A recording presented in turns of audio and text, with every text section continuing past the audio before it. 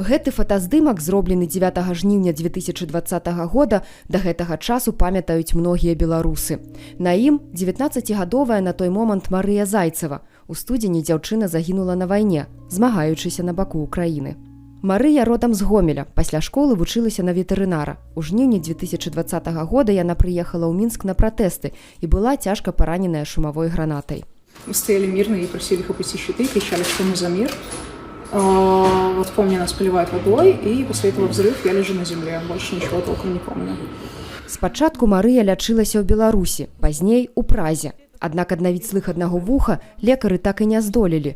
Да 2023 года дзяўчына працягвала жыць у Чэхіі, планавала атрымаць адукацыю і выкладала ангельскую мову дзецям. Яна ўсё адно ўвесь час адчувала патрэбу зрабіць яшчэ штосьці, што наблізіць яе вяртанне ў Беларусь. І яшчэ адзін дадатковы фактар, а што падумае грамадства? Ну вот я была параненая, я была аб'ект, я хочу стаць суб'ектам, і я магу набліжаць гэтую перамогу Беларусі. У весну 2023 года Марыя з'язджае ва ўкраіну, на фронт. Тагачасны камандзір 2-го інтэрнацыянальнага легіёна абароны Украіны, у якім служыла Марыя, адправіў яе працаваць у медпункт. Я був вражений тим, що така тендітна, така маленька дівчинка вирішила долучитися до боротьби, вступити до лав бойового підрозділу.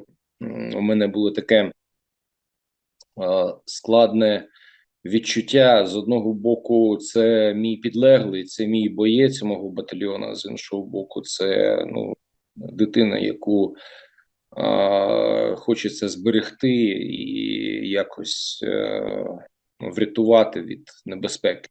Пазней Марыя захацела служыць на пазіцыях, у акопах. Так яна атрымала чарговае раненне. Рэабілітацыю яна зноў праходзіла ў Чэхіі. А вярнуўшыся на фронт, вырашыла ісці яшчэ далей. Вона повернулася до підрозділу і поставила мені майже в ультимативній формі, що все, вона більш не бажає займатися медичною справою, вона хоче бути повноцінною бойовою одиницею.